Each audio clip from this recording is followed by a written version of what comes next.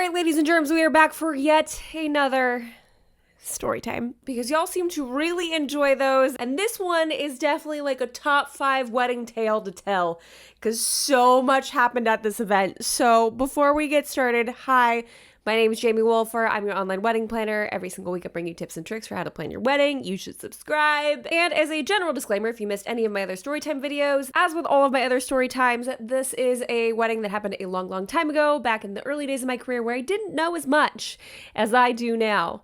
But I wouldn't be surprised if something like this happened at a wedding, nowadays. Any hoodles, this is meant to be bright. It's meant to add some levity to the situation and, also serve as a cautionary tale should you choose to have a horse-drawn carriage at your event. So without further ado, let's just jump right on into it. Okay, let me set the scene for you because the scene is Gorgessica. It's this quaint little town in the mountains of Southern California called Julian. And this town is known for its homemade apple pies. Like literally, it's like the apple pie town of California. It's so freaking cute. I get on a call with the bride and she says, hey, this is my name. I'm getting married to so-and-so. His mom owns one of the pie shops here in town and we want to get married right outside of it. We think it'd be really special. Fun fact, date is in 12 weeks and we've planned next to nothing. Do you think you can help us? And I said, hold my cerveza, senorita. Let me see what I can do. And I threw myself body and soul into helping them plan this wedding. They had like such an immense community around them. Pretty sure she bought a used dress. She had friends and family members that were going to work on the florals together that they were going to source from the mountainside. They wanted to have their reception in a lavender field next to one of the pie shops and even wanted to serve dinner in their cute little pie tins as like a nod to the town and what the mother-in-law does. And there's so much about this that is just absolutely chef's kiss romantic, right? But there's an extra layer to this story that I haven't quite introduced yet. See, let's rewind a few steps, shall we? There was another event that we had several months previously where we ended up having 2 weddings on that date. One of them was a fantastic couple getting married in a location in San Diego. The other one was a fantastic couple getting married in a location in Fallbrook. And the Fallbrook location, it was actually the owner of the property, was getting married on his property and wanted to develop a relationship with a wedding planner moving forward as he continued to host and grow his wedding venue business. And so when it came time to assign planners for the big day, I had selected to work at the wedding venue to build and develop this relationship and had another lead planner of mine work at the other San Diego couple wedding. Now again, we're not talking about the Julian wedding yet. I'm just setting a little bit of a scene for you, okay? So let's just chat about this San Diego wedding for just un segundo, okay? The couple gets really frustrated that I will not be working it. In fact, the bride went as far to say that she was convinced that I promised I would be present at her wedding day, which is not a promise I've ever made to any couple at all whatsoever because I know how life works. Plus, with the wedding couple at their own venue, I had done long-term planning service with them, and this client was day of coordination, or month of coordination as we like to call it. Not that they received subpar service or anything, but we didn't do any long-term planning services together, so it didn't make sense for me to assign myself on their wedding day. Well, we go to do their walkthrough, and the bride is clearly frustrated with me, not speaking with me, not making direct eye contact, not even speaking with the other lead planner that I brought with me because I was aware that there was some tension. So I offered to go along and try to smooth things over, and it's not going great. It's not going great. And then that lead planner who went with me for the final walkthrough to get all the details about the event, gets injured and can no longer make it to the event. So then after introducing them to a new planner, I have to introduce them to a third planner. And they're already mad and they're ticked and they're frustrated. And look, I get it. I threw a discount at them. I added extra hours. I did everything in my power to make sure that they would be as contented as possible on their wedding day. There was some sort of miscommunication that happened. Even in my contract, it says, I can't guarantee I'm going to be there on your wedding day. Hi, editing Jamie here because I know how the internet works.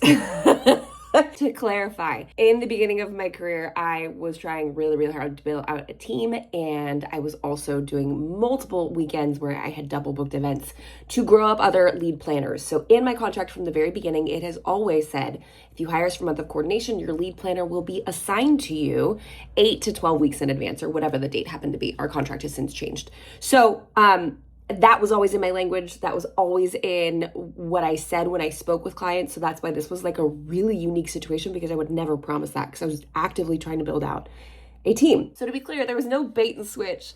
It was just a really big misunderstanding. This was actually also when I walked through the proposal and the contract with clients to let them know. Like, I literally would walk them through it. So that's why this thing is just a little extra preposterous, because I was actively pushing for other team members to work events so we could grow out the team in general. And I was not claiming that I would be at every single event, even if they were the person that talked to me. And this is before YouTube days, by the way. So it's not like they knew my face from the internet and they really wanted to work with me. It was just a misunderstanding. Also, to be clear, I've never missed a wedding day. Ever. If I've assigned myself to a wedding, I've always showed up to it. So it's not like I have that clause in there so I could swap someone in at the last minute, because that's not cool. That in my opinion is not okay, unless something actually happens. And that's why that contingency is in there. Anyways, carry on. Well, their wedding day is literally picture perfect. It is so absolutely wonderful. The lead planner who ran the day is magnificent at what she does. And the photos from this event, I kid you not, are just angelic. I was at this high-end boutique hotel in San Diego with very much like that Ole Hansen vibe, if you know what I'm talking about, if you're familiar with Southern California architecture. And it's so good. It's so good. It's so good that it gets featured on Style Me Pretty. And I was like, this is it. This is incredible. The photographers called me up. They're like, guess what? This event that we did together is going to be featured on Style Me Pretty. And I said, you shut your face. I have dreamt of this day to finally be featured on a website like Style Me Pretty, and here we are, and it's happening. And here we go, people. It's time to party. Fast forward a whole day later, and the photographer calls me up and says, hey, I got some bad news. The bride's asked for you to be removed from the listing on Style Me Pretty and does not want you to be featured because they were dissatisfied with your services. Okay, no complaints from the actual wedding day. Nothing went wrong. Everything was smooth as pie, if pie could be smooth. I guess most pies are chunky unless it's a pumpkin pie, so let's smooth as pumpkin pie. And when I tell you that I was devastated because we worked really hard on this day and it came together beautifully, and sure, there was little hiccups throughout the day, but we did our job and we did it well. But sometimes you just can't please everybody. So a couple of weeks later, maybe a month or so, whether out of pity or some other reason, the photographer from that event contacts me and says, hey, I've got a girlfriend who's getting married. It's going to be a really tight turnaround. Are you available to take on an event of this capacity in this time frame? And I said, yes, absolutely. Enter in all the information I've already given you. And while it was a relatively short turnaround, they seemed to have a lot of things covered. They had photography, they had a friend who was a chef who'd be cooking the meal, they had friends that were servers that would be serving the meal, and bartending. I think they had already secured rentals at that point. The only things they were looking for was ideally an officiant and a videographer, and they asked me if I had any suggestions for either, and lo and behold, I did. The officiant just so happened to be my dad. My dad, if you heard any of my story times, then you've heard about Robin, but let me introduce you to Doug. Doug is a salt of the earth dude. Doug's the kind of guy that you want helping out on moving day. Doug's the kind of guy that shows up and makes magic happen. He's kind, he's intentional, he's fantastic. He's really smart, and I'm honestly really honored that I get to call him my dad. He also happens to be a pastor by trade, so conveniently, when we had a situation where I needed an officiant, I was able to introduce them to him and said, no hard feelings if this doesn't work out, but I know a guy who happens to be pretty good at this. So they had a call together, also saw how incredible he was, and decided to book him. And I thought, this is going to be great. I actually have not worked an event with my dad, and this is going to be so special. Boy, was it. I also happened to find a videographer for them that worked with their costs. It ended up being a relative of another vendor that I know, and so it worked perfectly, and everything was lining up to be a smack dab fantastic wedding day.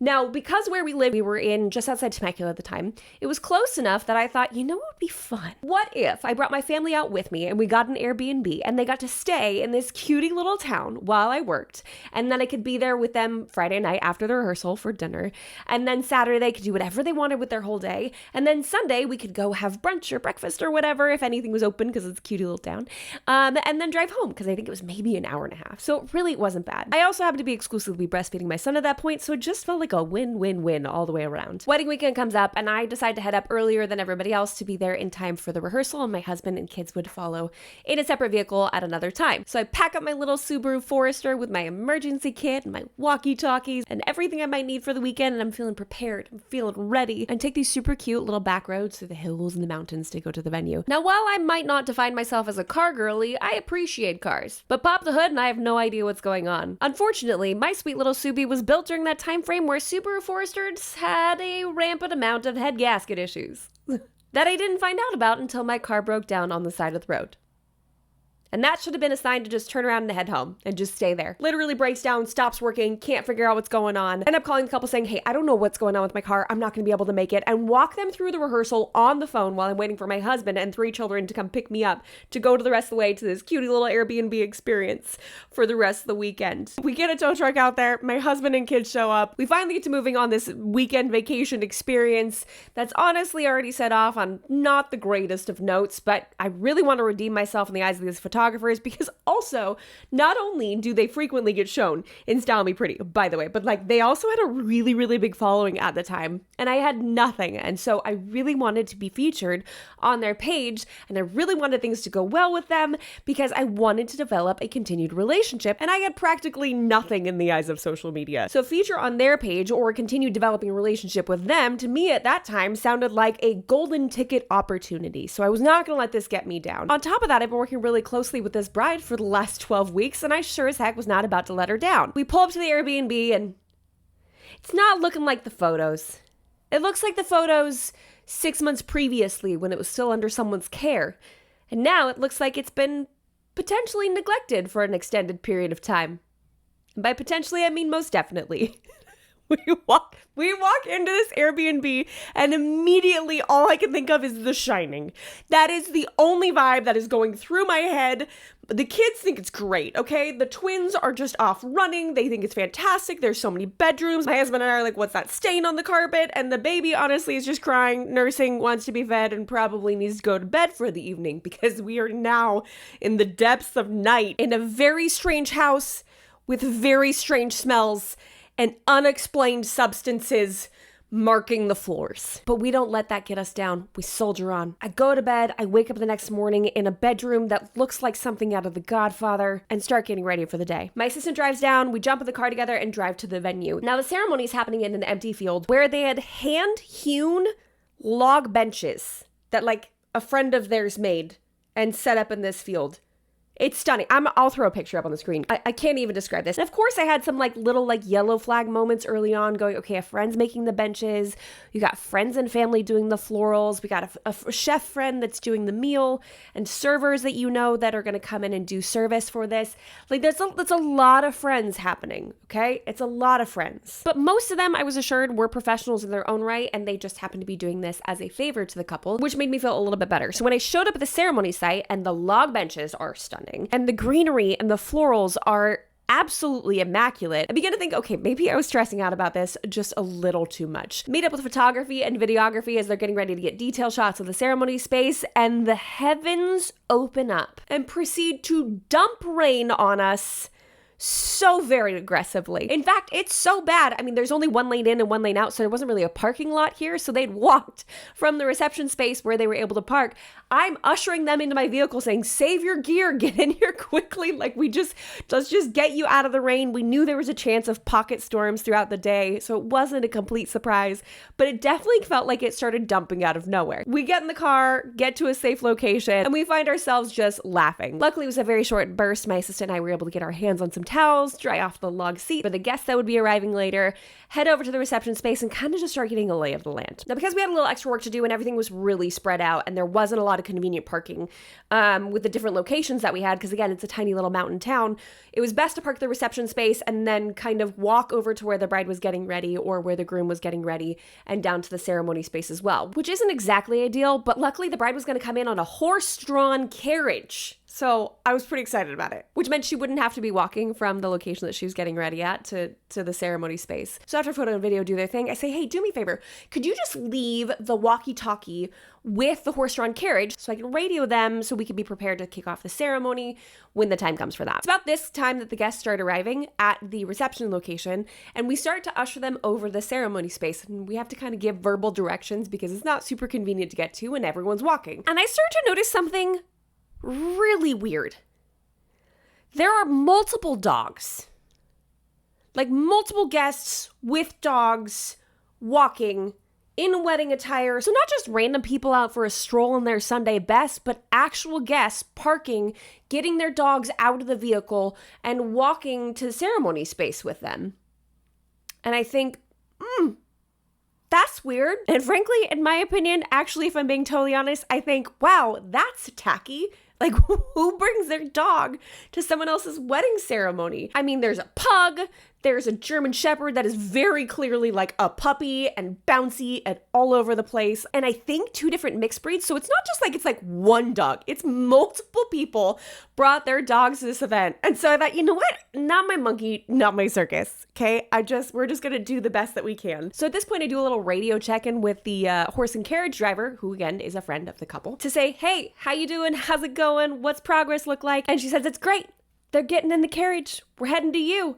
And this is probably like if I said it was a square mile that we were in, that would be an exaggeration. I mean, probably a 10-minute walk to where the bride was getting ready. Again, we didn't really do a lot of back and forth there because parking was really difficult, but we knew where she was.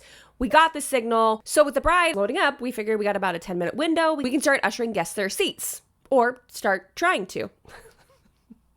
Remember, one road in, one road out. And the roads here, like I'll do it the roads here, the aisles here, and then like the arch that they're getting married in front of is right here, okay? So road, the bride is gonna come in, horse-drawn carriage from here, and I'm standing here to receive her, and there's no coverage, like there's no tree for me to hide behind. I'm not really loving how exposed I feel at the moment. Usually I like to hide a little bit. I don't really want people to see me.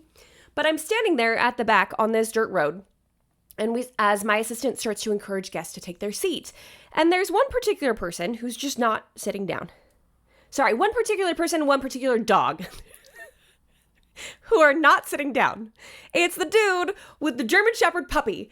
And the dog is like, don't get me, okay, you guys know I love my animals. I have 4 dogs myself. 3 of them are Border Collies. 1 is a Great Pyrenees. I am no stranger to high energy working dogs. I get it. This is no shade on the breed.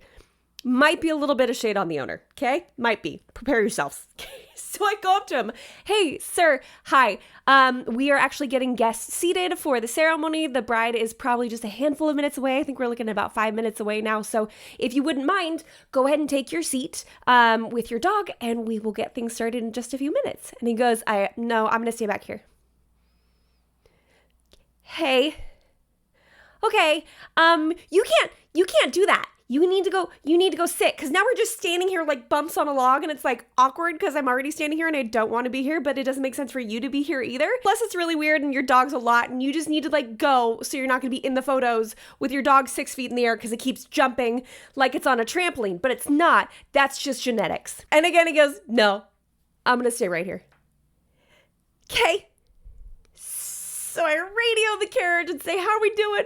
Are we doing good? Carriage driver says, yep, doing great. Just jazzy. Said, okay, cool. And casually mentioned, we got one guy left who's, I'm just like with his dog that I'm trying to get to sit down. And the carriage driver goes, his what? And I went, oh, you're not all in on this dog conspiracy? Yeah, there's like a lot of them. She goes, oh, what? And she's responding as if I just told her the reception venue is on fire. And I'm like, no, there's don't worry. We're just getting people to sit. Like, I don't even know why I brought up the dog. I just said it in passing, probably because I was irritated, but it was none of my business to say it. Like, it didn't matter. It didn't matter. And the gal goes, no, we need the dog to sit. Like, we need the dog to not be there because of the horse. Hey, can you tell him that? Because I've already tried. Just kidding. So I go, roger that. You just keep coming. I'm going to do my best to shepherd the shepherd and his owner like to a seat. So I go up to the gentleman and I say, hey, we've got the bride coming in on a horse-drawn carriage. The carriage driver has requested that all dogs are off the roadway for the carriage horse to come down. And he goes, it's a carriage horse. And I was like, yes, I just said that. And now you're saying it. We've both used that term together.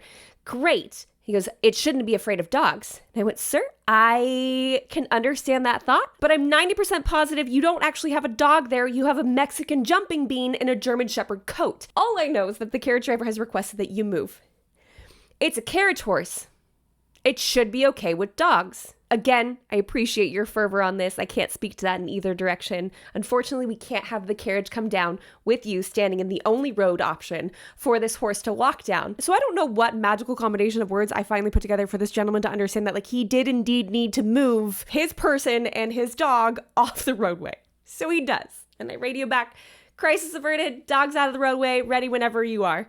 She says, okay, we're at the corner. And I go, okay. Now remember, I'd already done this walk, so I knew that there was like one corner here and one corner here, and then they'd be coming down the driveway. And it had been about 7 minutes since our first radio communication, so I said, okay, cool. I'll go ahead and get the groom going and the efficient going, aka Doug, my dad. Okay, we'll get that happening. We got the friend who's playing music over here on the keyboard. It's going to be great. Okay, so we've got about 3 minutes. Let's kick off this music. Actually, no, the guy was already playing music. We got about 3 minutes. Let's get everybody lined up, wedding party, etc., to get ready to walk down. I give it another 2 minutes or so. Radio, how we doing? We're almost there. Glorious. Now, it's a pretty decently long driveway, but I think she says she's almost here. Great. At this point, it's been about 10, maybe 11 minutes since first radio communication. I'm watching my watch like a hawk, okay? And also, I really just want to get this going because I want to be nowhere near this man and this German Shepherd any longer. Because I'm not happy. But my focus is on getting this ceremony kicked off without any more hitches. So I cue the officiant and the groom and the wedding party, and everyone's standing and we're waiting. And I'm staring at the top of the road and I'm thinking, where are they? Where is the bride? She said she was almost here. What's happening? Like, I personally walked this route. I know how long this is. I don't understand. So I radio the carriage driver and I say, hey, where are you? She goes, we're almost there. And I was like, what does that mean? Because we already had this exchange and I thought almost there meant almost there. And now we've been standing here for 3 minutes and I don't see you. She's like, we're at the corner. I'm like, which corner? There's a turn here, and then you'd be at the top of the road. So like, I don't understand. I thought you were at the second corner right here several minutes ago when we spoke last, and I might get the timeline confused just a little bit here, but like, bear with me, like turn, driveway to come down. Okay. The driveway. And so I think, okay, well, nothing I can do. We'll just kind of keep it going. And so I cue my dad with one of those little moves. And so he said, ladies and gentlemen, we are just waiting on the bride for a special entrance. And the guy's playing the music. And then another 10 minutes goes by. And I am sweating. There is no coverage. Everyone's staring at me. And I'm thinking, what's happening? And I don't want to obnoxiously radio this gal repeatedly, but I can't seem to figure out what is going on because it's a 10-minute walk and it's a horse. And I know it's probably not trotting or any sort of faster pacing to get there, but it's at least walking at the same pace as a human, right? Right? Now, we own 2 horses. They're both in their 20s. They're actually kill pen rescues, and we love them so very much. And they're older and they're not in the best shape, but I know how quickly they can walk, okay? So I didn't know then, I didn't have horses then, but I do now. And this has just reaffirmed what I know, especially being that little girl that was like obsessed with horses. I just couldn't figure out what was happening. Another 10 minutes goes by. So we are now like 25 minutes into this waiting process. The guy playing the music has stopped. He's stopped. My dad is standing up there next to the groom. The wedding party's standing there, and I'm like, I don't know what's happening. I don't know what's happening. Oh my goodness, y'all. Wait, we did end up starting a few minutes late. Okay, that makes sense. Okay, hold on. We probably ended up starting like 5 minutes late, 7 minutes late from like the ceremony start time on the invitation, okay? 45 minutes after the ceremony start time, I see the horse's head at the top of the driveway. I am not kidding. I am not exaggerating. 45 minutes. I'm going to let you in on a little secret. That photography company never called me again. Ever. Which is not a surprise at this point. But the horse's head pops up, and all of a sudden it makes perfect sense why this is taking so long. The carriage driver isn't driving. She's walking next to the horse. And I'm going to explain the pace at which they were walking using my fingers as if they are the carriage driver's legs. Okay, ready? Step. Step. Step. Step. I wish I was exaggerating. I wish I was making this up. It took them 45 minutes to take a 10-minute walk at a normal human pace because she was walking next to her horse so unbelievably slowly. You can't plan for this. Now, there had been multiple other communications with the gal over the course of this 45-minute from ceremony start time to the time they actually showed up, where she talked about how she had to guide the horse and that she was nervous about the dog. And I said, the dog's not there anymore. The dog's been moved. The dog's been moved for 25 plus minutes. Like, it's not an issue. Where are you? What corner are you on? But she kept saying they were close, so I didn't go pursue them, and I probably should have pursued them.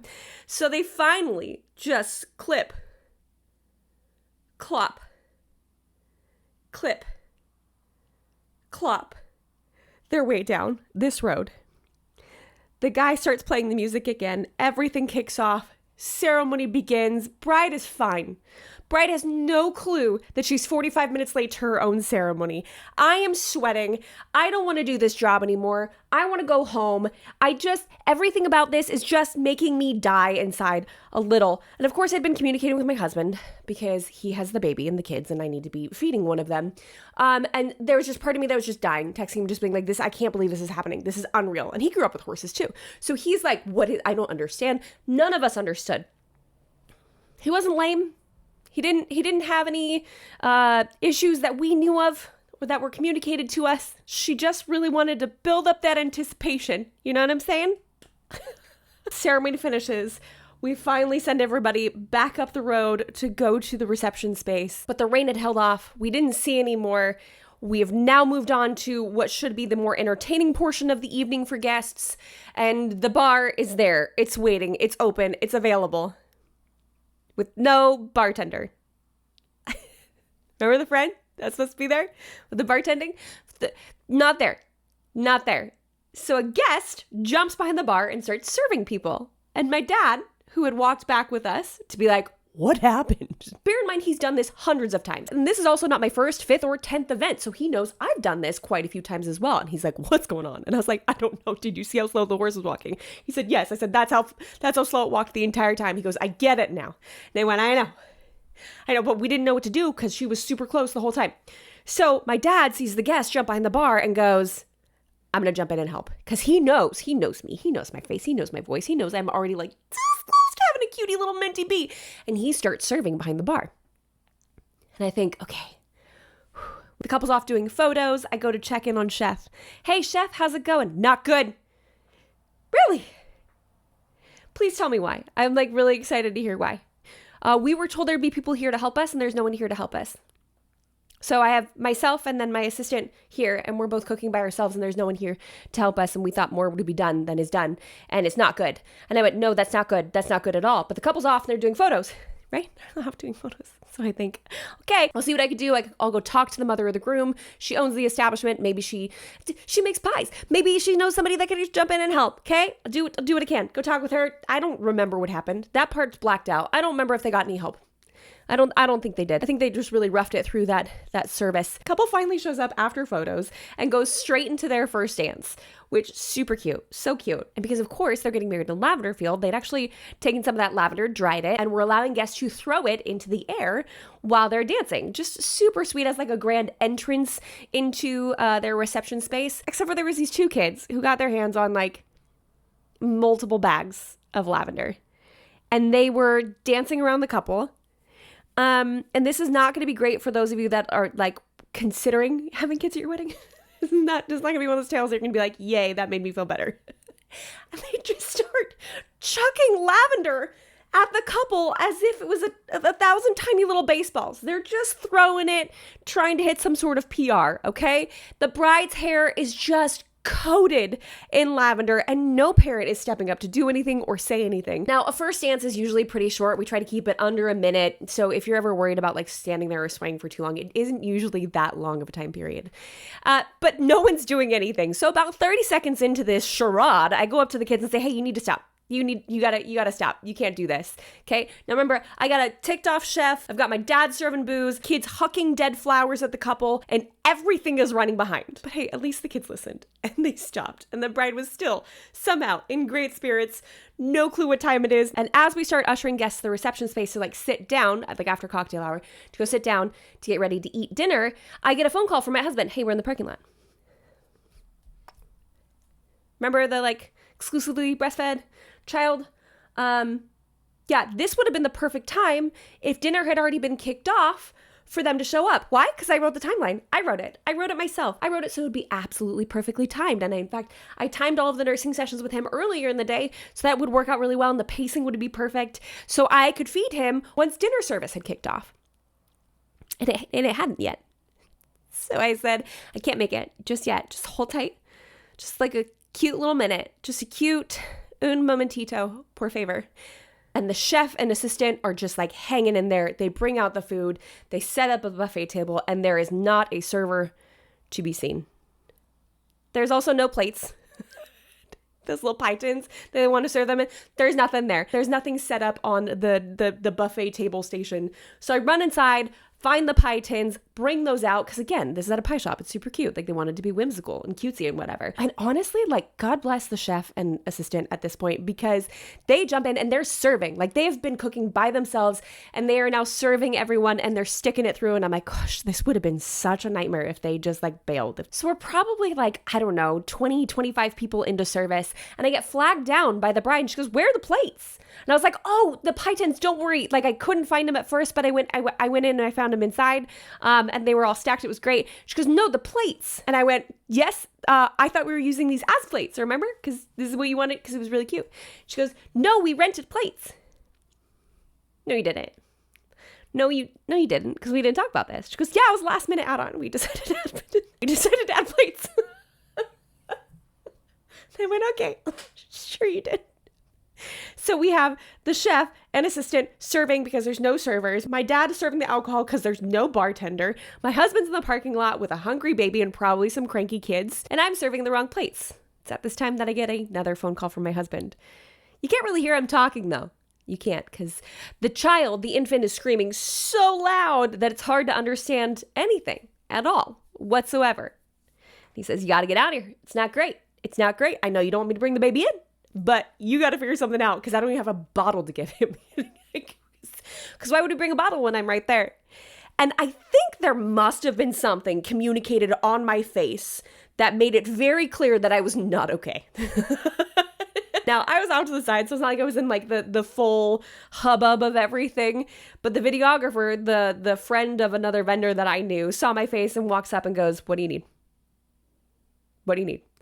And I went, okay, I have the wrong plates. Apparently there are plates. I thought they wanted to serve at pie tins. I've got my husband with my baby in the parking lot who needs to nurse. And we don't have servers. And the chef's ticked because they've been like shorthanded the entire time. This was supposed to just be a favor to the couple. And I verbally just unload on this human. Just like,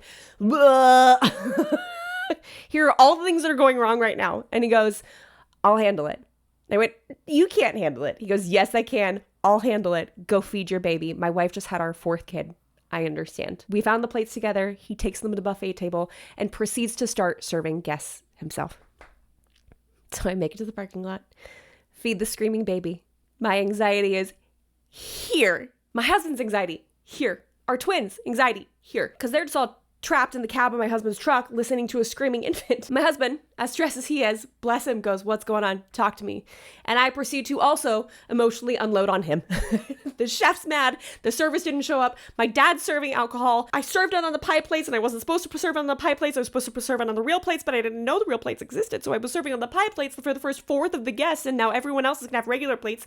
And the first few people had pie plates, and I don't really know what I'm doing, and I'm really stressed out. And he goes, you should probably stop talking so loudly. You're gonna make the baby cry again. Wrap things up, pull myself together, pass off the baby, send my husband and kids back to the scene of the crime house, and get my booty back in gear to go back to the reception space.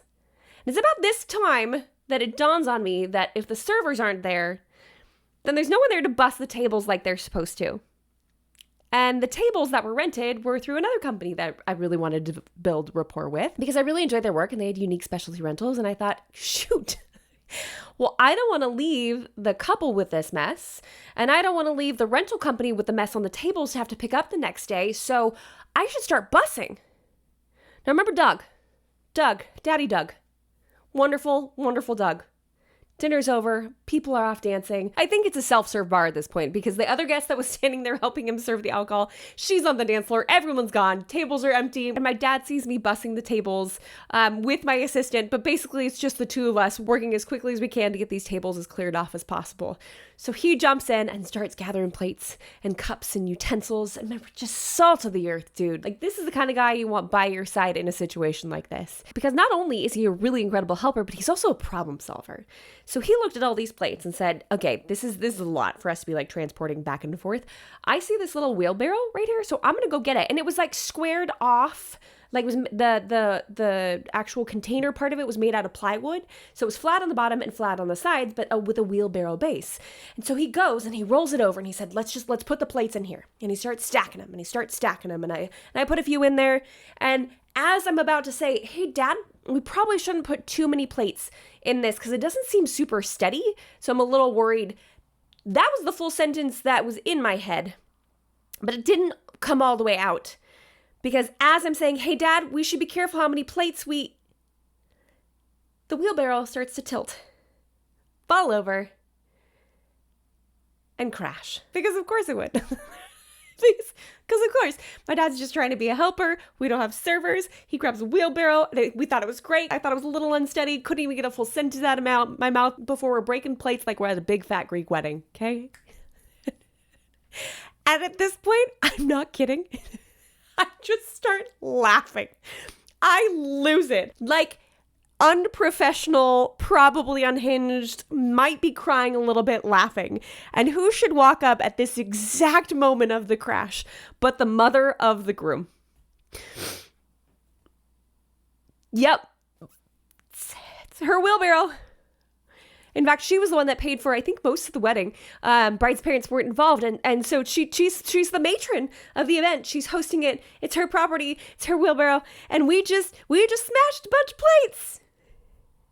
And I think the only reason it was okay is she was quite drunk.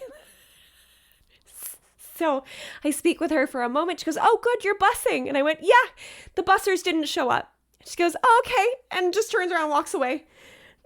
And we did go through the plates and double check, and it looked like there was only about like 4 broken. We managed to get the rest of the tables bussed, and my sweet dad stayed with me for the rest of the evening. At a certain point, I did have to send my assistant home because she had to drive all the way back to LA that evening. And I thought this event was going to be a slam dunk, super easy. Joke was on me, but I send her off. My dad finishes the night with us, offers to stay with me through the end of the evening to drive me back to the Airbnb location. So once everything's wrapped up, we say goodbye to the couple. My dad comes and drops me off, and I was like, hey, do you want to stay? Like, I don't want you, because he was driving back to Orange County. He said, no, it's fine. I got something to do in the morning anyway, so I got to get going. I said, thank you so much for staying. Thank you so much for staying. And that's it. That's the story. That was the wedding. They had wonderful things to say afterwards. They said, thank you so much. You did a great job. And I said, no, I didn't, but I appreciate you. Just kidding. I didn't say the part out loud. Oh, so what are the cautionary tales that we have? What are we saying? We're saying be careful how many volunteers you have for your event, because they might do great florals, but there might be no one there to serve or to bus or to serve alcohol. And guests might get pretty inebriated pretty quickly. Luckily, there wasn't any sort of drama in that scenario. Don't give children unfettered access to flowers, dried or not, that they could throw, or encourage them to throw anything. Don't let kids throw things at a wedding. And if you're going to have a horse, make sure its walking speed is equal to or greater than that of a 75-year-old person. Just food for thought. What do I know? So that's what I have for today's video, guys. Thank you so much for watching. If you like the story times, get on down there and like the video. If you like the video, and subscribe to this channel for more tips and tricks for the modern day bride. If you are planning a wedding and you need some help, please be sure to join me over in the master plan. I know we're doing a lot of reaction style and story time content here on this channel, and a lot of you have come here for education on how to plan your wedding. Please know that I'm always in the master plan, guiding you through every single step that you need from point A to wedding day as seamlessly as possible, because you deserve to have a stress-free wedding day. And until next week, Bye guys. I started this video when it was like full sun out and now the sun is going down. That's how long I've been filming this. Oh my gosh.